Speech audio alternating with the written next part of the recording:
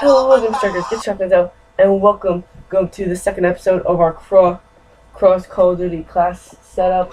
This is a series where we make a class setup that work in another Call of Duty besides COD Ghost, basically taking all the resources we have in COD Ghost and turning it into basically the feel of another game. And this episode will be the PP90 from MW3. So now I know not a lot of people like the MW3, but PP90 was a very good submachine gun, and yeah, I think it was one of the best submachine guns after the MP7. But anyway, before we continue on with this video, I must say, sorry for my low voice, my parents trying to go to sleep, and also my throat is very clogged up, so I'm trying not to like strain it or anything. But anyway, let's continue. So obviously the guns we'll be crisscrossing today is the Bison and the PP90. Now for this, we're going to want to give it a foregrip. The reason why I'm giving this a foregrip is because in COD Ghost there's not really a lot of spots where a submachine gun will come in handy. But if you're going to want to go toe-to-toe with an AR, you're going to need that foregrip so you can lay off those shots.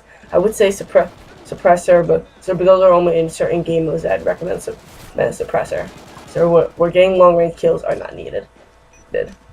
Next up is our secondary, which is the Panzer.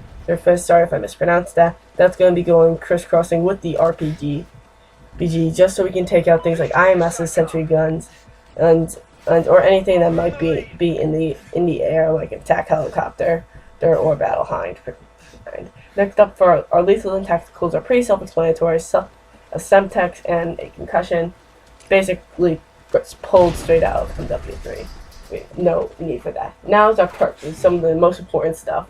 Now I'll be going for other ways you can set up this class at the end of the video, but that'll be okay. And first off, our perk we're gonna need is sleight of hand. The reason I put sleight of hand up here is because with a submachine gun, you're gonna usually find yourself running out of ammo fairly quickly. So you're gonna need. So when you do need to reload, this thing will help you reload pretty fast. Next up is steady aim, which is basically when you get into a really close encounter and you need a hip fire.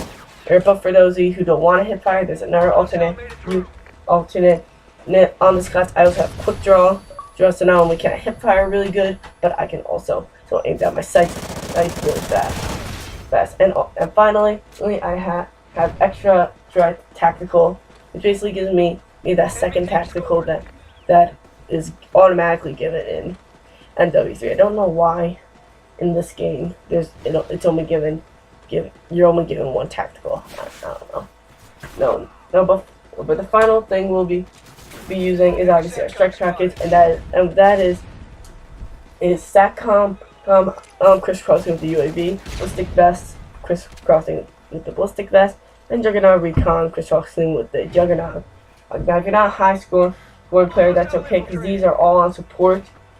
So if you can get 14 kills, you'll be able to get Juggernaut. But if you still don't feel comfortable, well, then I'd go with ground jammer, just to mess up the enemy, and you're able to you can get around places that are a lot stealthier. Here. So now that we got that out of the way, let's go with some game modes that this class would be good for. The game modes that I recommend for this class in particular is Blitz, Search and Rescue, Domination, and T-Tactical. So Blitz, it's because it's very rush heavy sometimes, and if you're gonna want to get that point captured, as you see me do in this first half of the gameplay, but you're gonna want to run in there, and the submachine gun gives you the perfect amount of firepower and speed in order to get you to that spot. Next thing, search and rescue. Not search and destroy, because search and rescue, this gun isn't guaranteed to be a beast like all around great gun. This is that's basically making it into basically an MW3 setup. So search and rescue, so your teammate can collect the tags for you. And also, so to become more stealthy, I'd recommend putting on a suppressor on this gun instead of a foregrip, just to make your life a bit easier around yourself. Next up is Domination. Now this is good for only some maps, and if you're gonna do that, I recommend instead of quick draw or steady aim, I'd recommend put blast resistance or blast shield, which will protect you from any explosives that are placed around the objectives.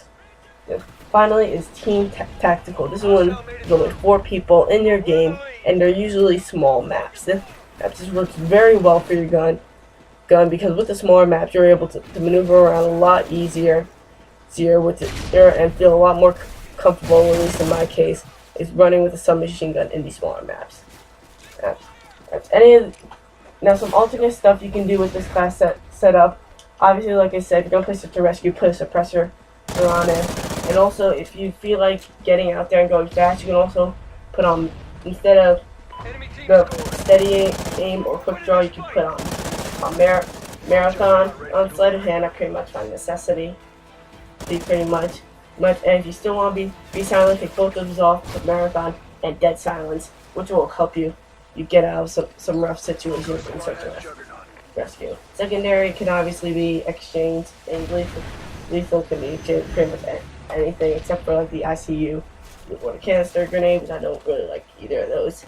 But yeah, I think that's pretty much enough for this episode. If you guys like it and you channel, hit that like and subscribe. So the channel, hit the buttons.